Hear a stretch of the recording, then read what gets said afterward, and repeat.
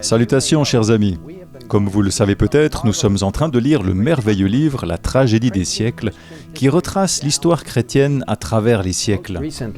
Dernièrement, nous avons étudié la réforme protestante et la façon dont Dieu a continué à guider son peuple, même à travers de terribles persécutions. Nous poursuivons notre étude dans la prochaine vidéo, mais aujourd'hui nous voulons souligner une date très importante dans l'histoire du mouvement du reste des derniers jours. Le 20 mai 1863.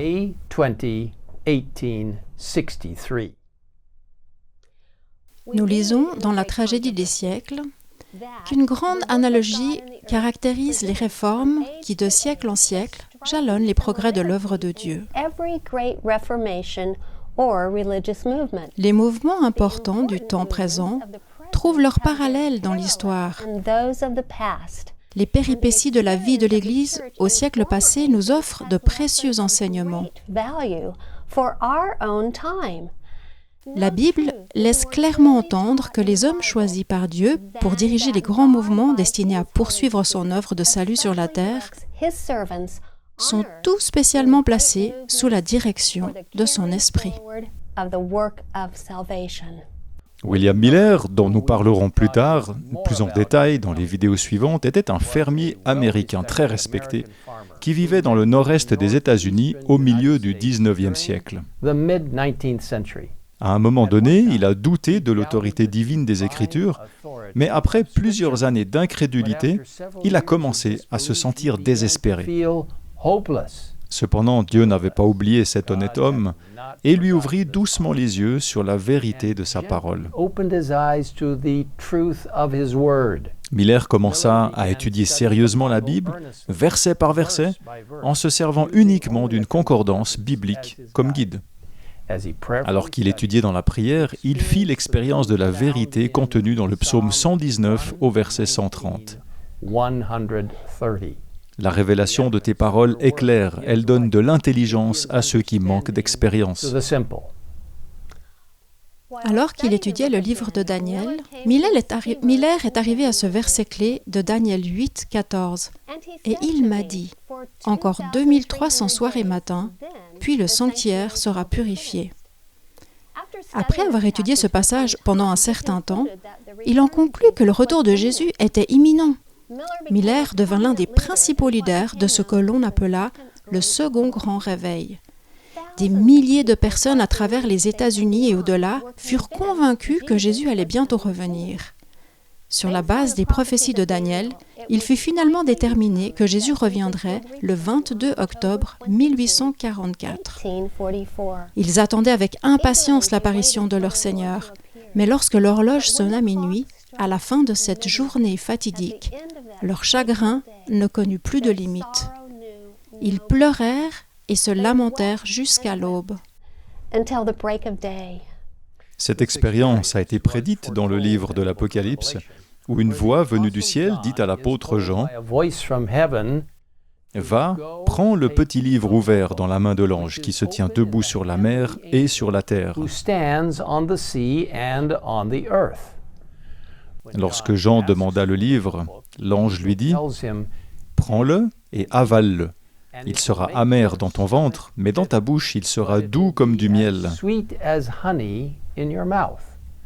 Jean suivit les instructions et constata que le livre était exactement comme l'avait dit l'ange. Il lui fut alors dit « Il faut que tu prophétises de nouveau sur un grand nombre de peuples, de nations, de langues et de rois. » Cette prophétie décrit parfaitement l'expérience des Millérites. Alors que de nombreux croyants se sont détournés après une expérience aussi amère, un petit groupe a continué à étudier la Bible, convaincu que l'erreur ne se trouvait pas dans la parole de Dieu, mais dans leur interprétation. En comparant soigneusement les Écritures, ils se rendirent compte que la Bible n'appelait nulle part la terre le sanctuaire, une idée fausse très répandue à l'époque, selon laquelle purifier le sanctuaire devait se référer à la terre.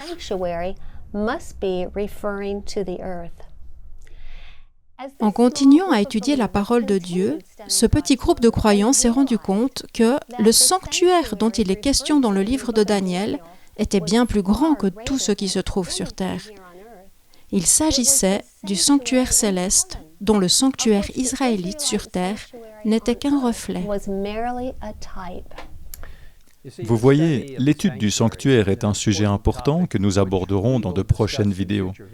Mais pour l'instant, nous noterons que cette compréhension de la prophétie biblique a été le début d'un mouvement prophétique des derniers jours qui a conduit à une étude de la Bible de plus en plus approfondie. À la fin de l'année 1848, ce groupe de croyants avait formé les concepts de base d'un certain nombre d'enseignements bibliques très importants, notamment le septième jour, le sabbat, le double ministère du Christ dans le sanctuaire céleste, l'état des morts, le don de l'esprit de prophétie, la compréhension du message des trois anges d'Apocalypse 14 et le retour de Jésus-Christ.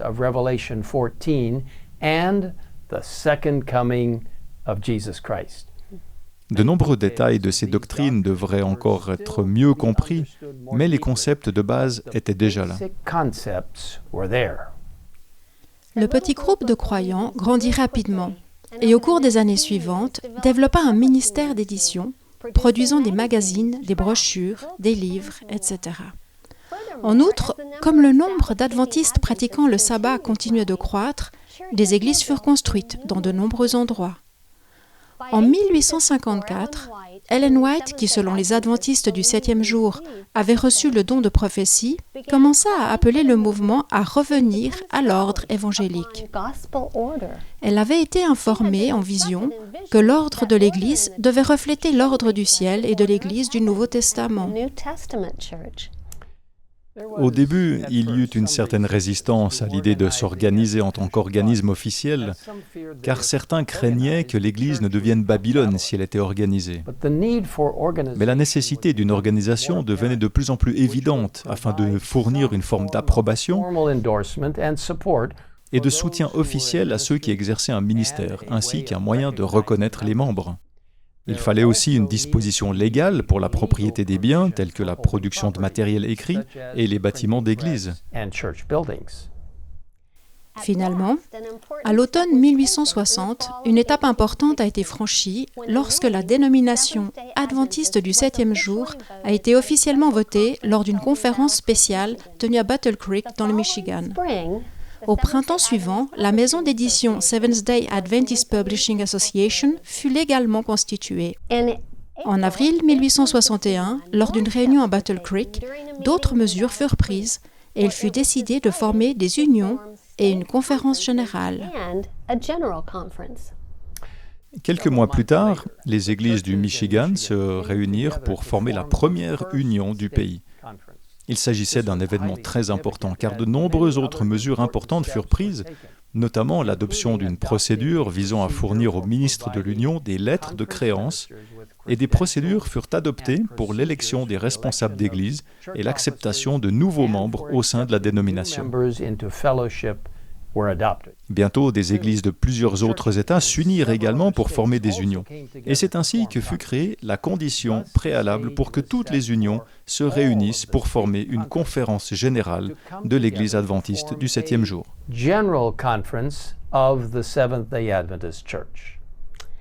Comment cela s'est-il produit ? David Trim, directeur du Bureau des archives, des statistiques et de la recherche de la Conférence générale, l'explique dans son livre « Hearts of Faith » comment nous sommes devenus adventistes du septième jour. L'importante réunion a commencé dans la soirée du mercredi 20 mai 1863, après l'arrivée en train des délégués à Battle Creek. Les 18 délégués venaient de 5 des 6 unions existantes, à savoir le Michigan, New York, l'Illinois, le Wisconsin, Minnesota et l'Iowa. L'Union du Vermont n'envoya aucun délégué, mais les églises de l'Ohio, qui ne s'étaient pas encore constituées en union, envoyèrent 2 délégués. En outre, de nombreux auditeurs intéressés étaient présents, y compris Ellen White. La première action des délégués fut d'élire un président et un secrétaire temporaire. Le président, était Yotam M. Aldrich, âgé de 35 ans et converti depuis seulement 3 ans. Uriah Smith, âgé de 31 ans, fut élu secrétaire. Il est intéressant de noter qu'il n'était pas délégué. Le groupe chanta ensuite « Long Upon the Mountains », tiré du recueil de cantiques que James White avait publié 2 ans plus tôt. Les délégués présentèrent leurs lettres de créance pour vérification et la réunion fut ajournée jusqu'au lendemain matin. Le lendemain, le jeudi 21 mai 1863, 8 délégués furent choisis pour rédiger des statuts qui furent approuvés à l'unanimité. C'est ainsi que la Conférence générale des Adventistes du 7e jour fut officiellement créée. Elle prévoyait une structure permanente avec des unions, des divisions et des sessions annuelles. Il devait y avoir 3 responsables permanents, le président, le secrétaire et le trésorier, ainsi qu'un comité exécutif de 3 personnes. Il est intéressant de noter que le statut original commençait par un préambule expliquant pourquoi la conférence générale avait été créée, à savoir dans le but d'assurer l'unité et l'efficacité du travail et de promouvoir les intérêts généraux de la cause de la vérité présente. En outre, le statut soulignait que le comité exécutif devait superviser tout le travail missionnaire, décider où le travail était nécessaire et qui partirait en tant que missionnaire.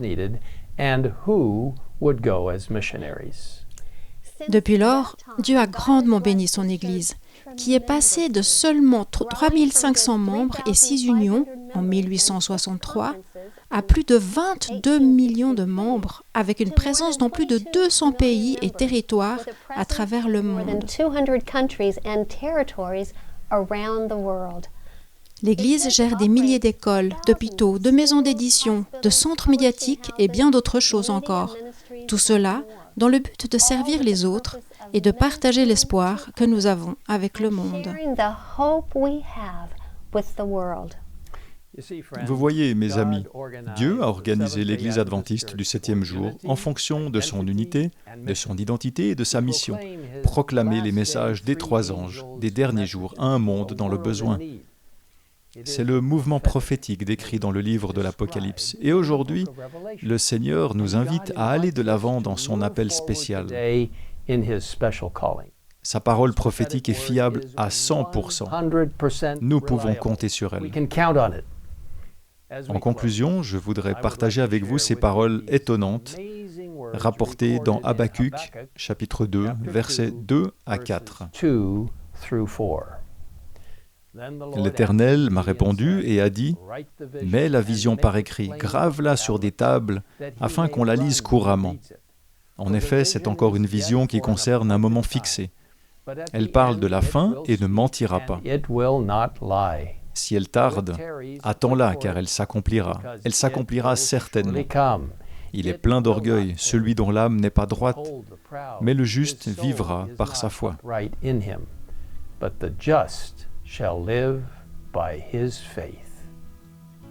Et maintenant, prions ensemble. Père Céleste, merci de conduire ton mouvement à travers les décennies, et même à travers les siècles, depuis le début des temps. Merci d'avoir eu tout au long de l'histoire un peuple qui a gardé les commandements de Dieu et les principes même du ciel.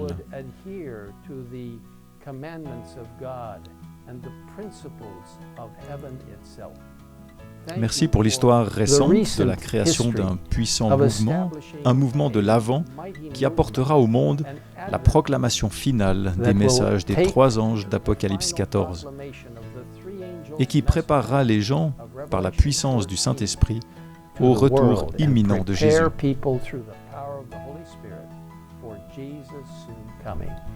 Merci d'être avec nous et de guider ton peuple. Et maintenant, bénis-nous alors que nous nous tournons vraiment vers toi, celui qui peut nous aider à vivre vraiment par la foi, entièrement en toi et par la grâce de Jésus-Christ. Nous te demandons tout cela au nom du Christ. Amen. Amen.